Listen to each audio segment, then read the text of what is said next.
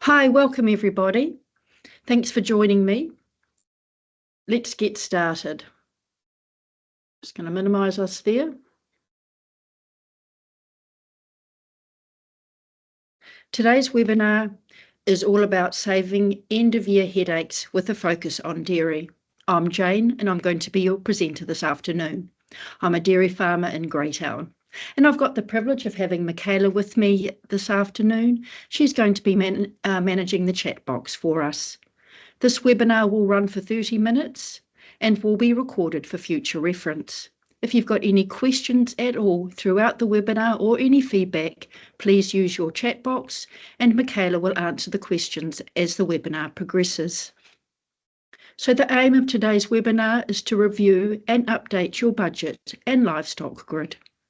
Keeping your budget up to date helps you stay on top of your business and allows you to make better decisions on farm.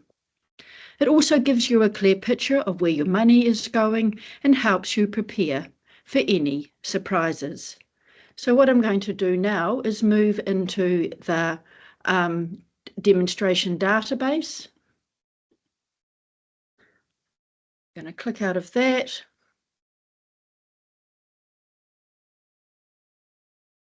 And here we are in our demonstration database.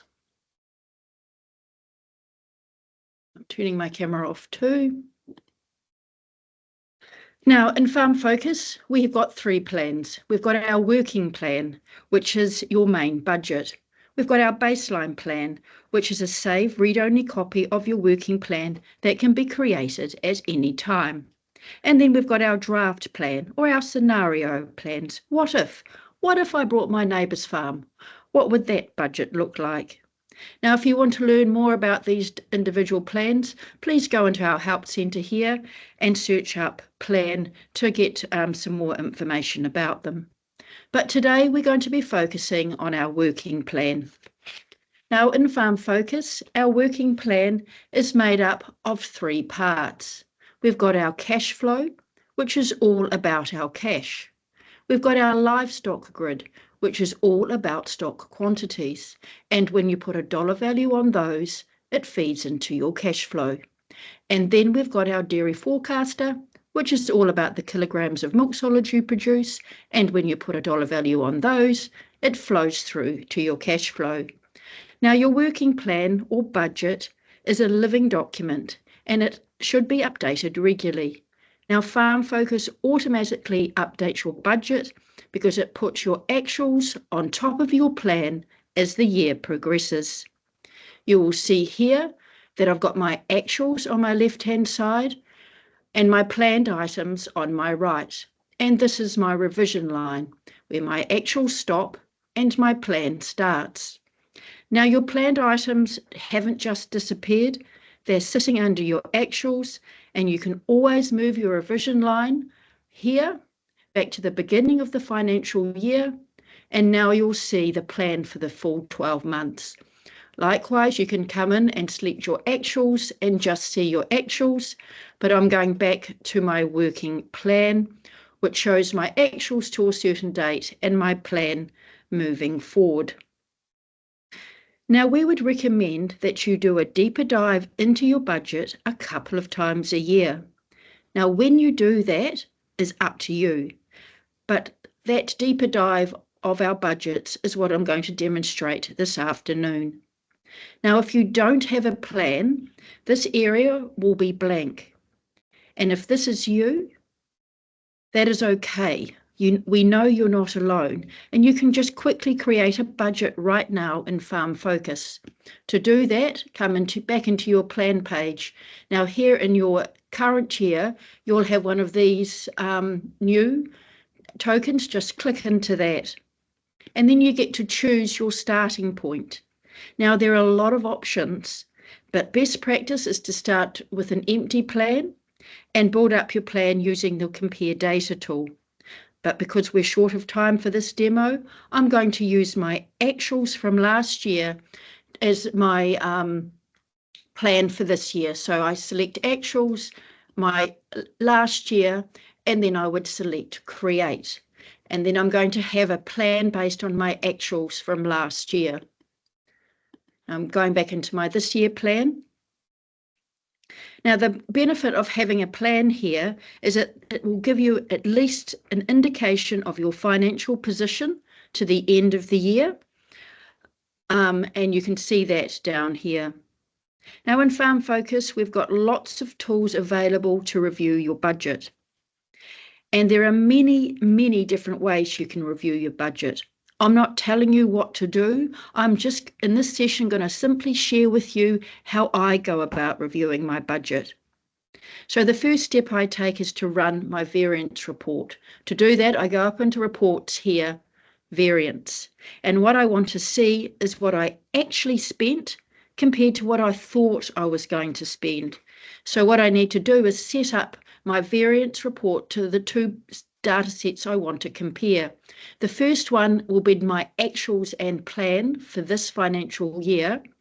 And then in column B, the data set I want to compare to would be my plan for this financial year and my original baseline plan that I set at the beginning of the year. Because it is this plan that I committed to my shareholders I was going to achieve. And I want to see how I'm actually going compared to that plan. So due to time constraints, I'm not going to cover interpreting and reviewing this report. If you want to learn more about that, please watch my webinar from last month on reports. Now, if you are managing your budget really closely, then I would perhaps recommend you use your year-to-date variance report, because this report shows on a monthly basis, say for example for the month of September, what you actually spent compared to what you thought you were going to spend, and what you actually spent compared to what you thought you were going to spend year to date. Again, watch my webinar from last month if you want to get a better understanding of that report. So what I'm going to do is I'm going to take us back into our cash flow. And when we create our budget at the beginning of the year, what we did is we started with our income first, and then we moved to our expenditure, and that's pretty common practice. And so I'm going to follow that same logic when I review my budget. Now, for dairy farming, our milk check is our main source of income. So the first thing I want to do is go into my dairy forecaster and ensure that my planned milk production for the rest of the year is realistic and I'm using the most up-to-date schedule. So I go into my dairy forecaster for this season. And now I want to give you a quick tour of the dairy forecaster. This tells me that I'm a Fonterra supplier and I'm owner operated. If I want to change that, I would go into settings. On the top here, we've got our actuals, and below we've got our planned data. So what this is telling me is these are the kilograms of milk solids I've already produced this year each month, and this is what I'm going to be paid. And down here is my predicted amount of kilograms of milk solids I'm going to produce to the end of the financial year.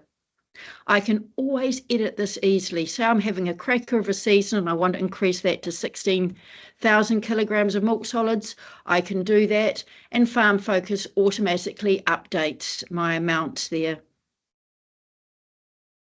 Here is my base rate and my advance rates. If I'm a Fonterra, Synlait or Westland supplier, I would simply come up here and click on Update Prices. And this will automatically then update my base rate and my advance rate to the latest schedule. Now, if I supply another milk processor, then I would need to add or update my own base advances, and I can do that quite simply here by changing this number right there if I wanted to. Obviously, it wouldn't be that, but there you go. So what about my other income? So let's go to our livestock grid.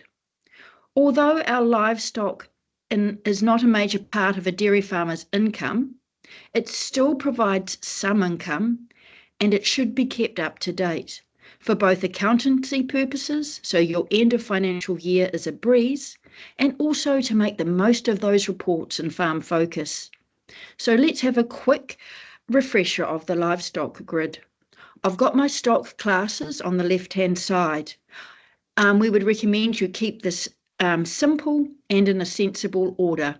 So as you can see, I've got my female stock aging up and my male stock aging down. And this can always be edited under settings, codes, farm codes. I can use my drop-down arrows here to see all my stock events, both my financial and my non-financial. Here are my opening numbers, my revision line where my actual stop and my plan starts, my year-end numbers, and my aged up closing numbers.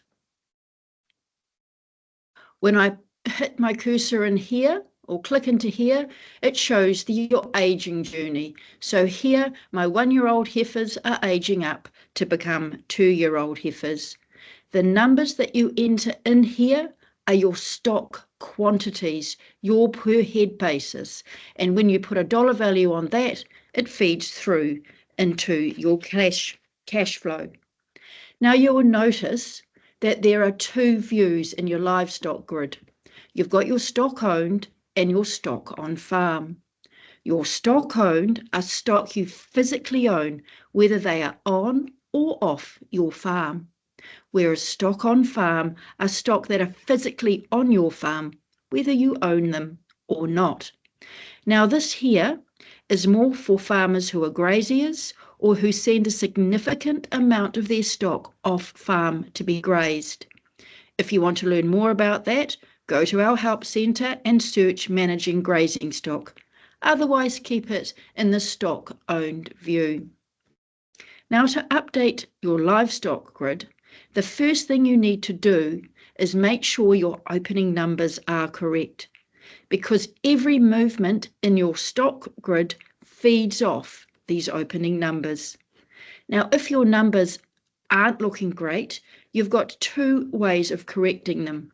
What you can do is go back into last year's livestock grid and update this, because as we know, the closing numbers from last year become our opening numbers for this year. Now, if your stock rec is a real dog, you can draw a line in the sand and change these opening numbers to the correct ones. Now, if you're going to use that option, we would recommend you use go to your last year's end of financial year accounts and find your closing numbers in there and enter them as your opening numbers for this year, because we know our closing from last year, our opening for this year. Now, if you don't have your end of financial year accounts yet from your accountant, just enter the numbers that you told your accountant that you ended with last year. Now, to adjust these numbers, it's really simple. Just click into this cell here, and you can just change these numbers right here if you like. And when you do that, you'll notice the numbers change, but you get this red alert here. Don't worry about that. It's just simply telling you that your closing numbers are different to your opening numbers. Now, there should be no calves in your livestock grid, because calves are either born during the year or age up at the end of the year, and there should be no negative numbers in your stock rec. Now, during the year, you will be naturally entering your sales and purchases as money is going in or out of your account. So you will be coding these as actuals as the event occurs. Just make sure you add the correct quantities when you're coding these kill sheets, because it's the quantity number that feeds through into your livestock grid to make sure it's kept up to date. And all you're left to do is enter your non-financial events, like your deaths and your births. And these non-financial livestock events need to be entered manually, as you don't have an invoice to code. So what I'm going to do now is go into another database where the stock rec is a little bit messy. So for our mixed age cows, 2-year-old heifers and 1-year-old heifers, Because you are naturally entering your sales and purchases, the only thing you're left to enter is the deaths. So what I would simply do, if you know during calving, say that 7 cows died, I would just go into my deaths, into August, click plus add. I'm not worried of the exact date these cows died, but I am want to make sure I've got the correct event. I could change that event if I wanted to here. And it's my mixed age cows that died, and there was 7. I can add a description if I want to, and then I would press save. And now you'll see that these deaths have come through onto my livestock grid. Now for our calves, in an ideal world, you would be entering the births as they happen. But we know we don't live in the ideal world, so you can enter these births retrospectively. And that is what I always do on my farm. In Farm Focus, we don't need to enter the exact date the calves were born, nor the exact parent, but we do need to know the exact numbers. So what I do simply for my heifer calves, I wait until I know the number of heifer calves that I'm actually going to raise for the year. And then I just simply come in and enter that number of births. So I'm going to press plus add. I'm not concerned at the exact date, but it is a birth, my heifer calves. I need to enter a parent code. Now, to be honest, this is more for our sheep and beef friends, so they can calculate the lambing percentages. I simply always enter my parent code as mixed age cows. Now I know that I've got 98 heifer calves running around in my paddock. I can enter a description if I like, and then I save. So now I've entered the births of my heifers. I'll click that back up and I'll move to my bobbies. Now for my bobby calves, I know the sale numbers because I have coded my associated kill sheets and I've always entered the correct quantities. So all I need to do as a minimum is birth at least the amount that I've sold. And ideally, you will also be recording some deaths. So what you want come the end of the year is this total to be 0, assuming you're not carrying through any bobbies. So you can just simply here, I'm going to only enter births this time. I'm going to enter 187 births here, parent code, mixed age cows. I'm going to save. I'm going to do the same here for my births in August. That was 65. Oh, sorry, in September, and I save. And now you'll see, having done that, I've got none feeding through to the end at the end of the year. So that's all you need to do to keep your livestock grid up to date. But I want to share with you some tips and tricks.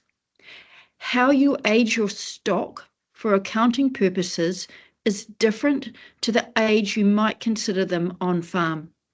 For accounting purposes, all stock age up on balance date. So you're a calf, and then on the last day of the financial year, that calf ages up to a 1-year-old heifer. So when coding livestock transactions, the rule of thumb is to use the code the animal opened at. Always think, how old was my animal at the beginning of my financial year or in the 1st of June? Now, don't worry too, if you code your stock class incorrectly, you can always come back and fix it up retrospectively. Now, if you want any further information on aging or on how to keep your livestock grid updated or to create one, please once again go to our help centre and search under those keywords. So the next thing I want to do is update my cash flow and particularly my expenses. To do that, I use my compare data tool. Now this tool will put my planned items below my actual items to identify any discrepancies. So for this, in this instance, I want to use my plan for this year that I set at the beginning of the year, and I'm going to apply.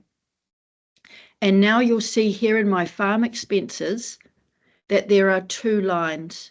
The top line is my actuals to my revision date and then my planned items moving forward. And the bottom line is my original plan that I created at the beginning of the year.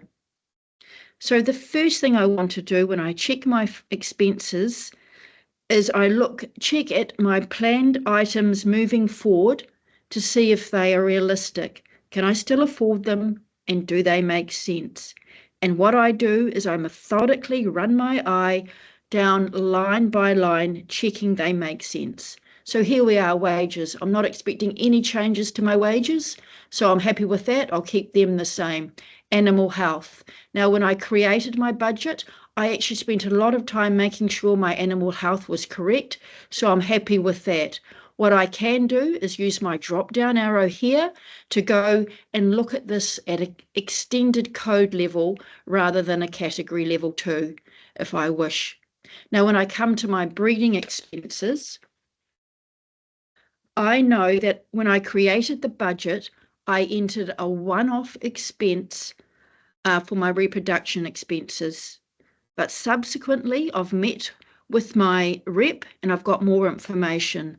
My production expenses are actually going to be $14,000 and I'm going to be paying those across November and December. So I need to update my budget.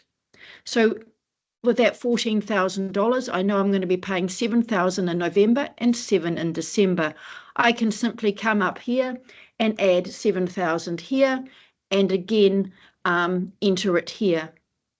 Or alternatively, and what I'm doing here is just showing us all the tools we've got to quickly create our budget or update our budget in Farm Focus.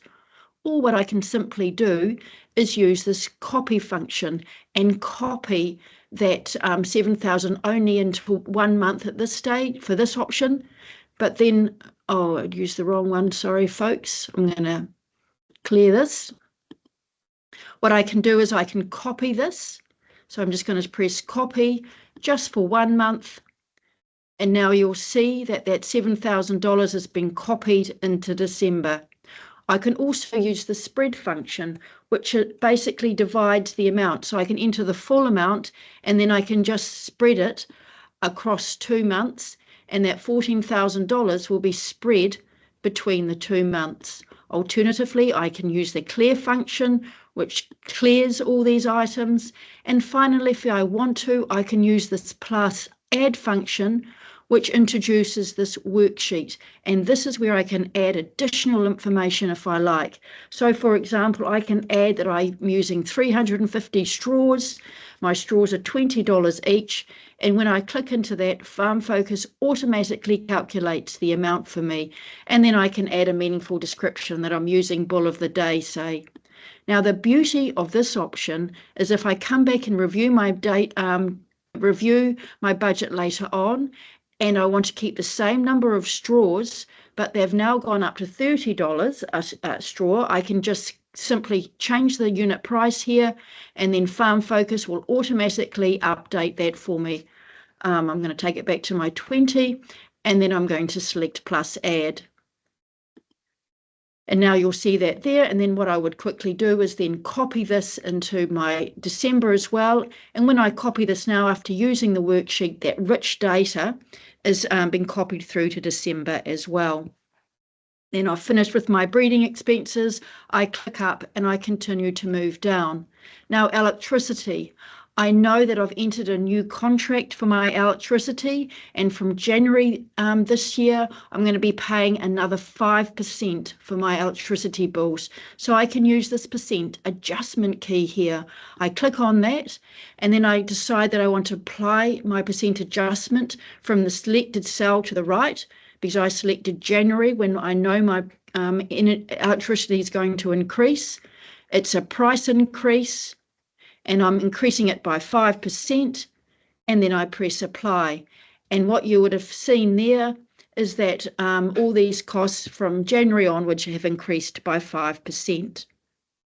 So the next thing I'd like to do is to review changes caused by any timing issues. And to demonstrate that, I'm just going to go straight here into my weeds and pests, because what we can see here is that I budgeted for my contract spraying to be in October, but I actually undertook it in September.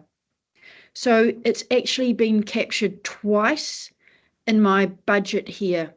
What I need to do is I need to delete it out of October because it's already happened in September. So I just quickly come in here and delete that. And when I do that, you'll notice that my number now for my total cost has decreased, which is more realistic. I then move down to demonstrate something else here under my assets purchased. What we can see here is I budgeted to upgrade a vehicle in January, but this never actually happened, and it's missing now in my budget. And I'm looking better than I actually am. I'm still intending to buy this vehicle, so I need to move it to December in my budgeted items so it pulls through into my budget.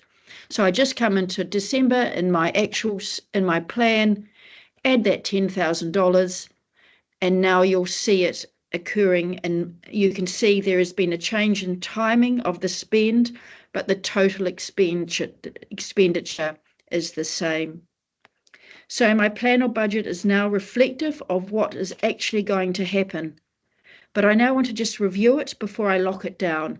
And to do that, I find that although having the compare line 2 on is handy for revising it, when I come to review it, I like to take off that comparison. So all we see now again is my actuals up into my revision date and then my planned items moving forward. Now, generally when we budget at that extended category level. But I use these chevrons up here to collapse my budget to the section or potentially my category level to review it there. I look at my closing balances to see that the changes that I've made to my budget, how they impact on my closing balances, because I want to be sure I've got a significant funds or a significant overdraft to cover these changes. And I also like to look at my year-end position as well. Now, in this demonstration database, clearly, we've got, it's looking pretty strong. So I would perhaps look at paying back some principal. But before I do that, I would probably create my next year's budget to make sure everything looked good before I gave back, before I paid back that principal. So once I've completed my review, I would lock this budget down and I would save it as a baseline. I would then let my accountant know so that they can do my tax review for my provisional tax, so I can ensure that I'm paying the IRD the right amount, not too much, rather than waiting to do this at the end of the year. Now, I would also let my bank manager know so that they are in the best position to support me moving forward. So thanks very much. What I'm going to do now, though, is I just want to show you one more thing, or talk about one more thing. Before I sign off, if you want someone to do a deeper dive or a helping hand into your own personal databases, we've got a new service available where for $3.99 plus GIST, you get a 2-hour one-to-one session with an expert from Farm Focus who will give you a full check of your own personal database, which includes things like updating your farm codes, your stock codes, making sure your stock rec is tidy, amongst other things. So if you're interested in that service, get your phone out, open up the camera, and hover over this QR code, and it will take you straight to the registration process. Or you can click on our website. Now, I don't know if we've got any time for any questions. We're just about at the end, but please just put them through on the chat channel and we will answer them. So thank you very much for your time. Don't forget to use our help centre or contact our customer support team if you've got any queries. We are here to help. And one last pitch I've got for today. At Farm Focus, we're dedicated to enhancing our product, and we would love to hear from you about your insights to Farm Focus. And so we're offering a $50 Prezi card in return for a 30-minute interview with one of our development team so they can get a better understanding of your feedback firsthand. So we would love to hear from you and your thoughts on Farm Focus. So if you're interested in this, please call our help centre to register. So thanks very much, everybody. Mā te wā.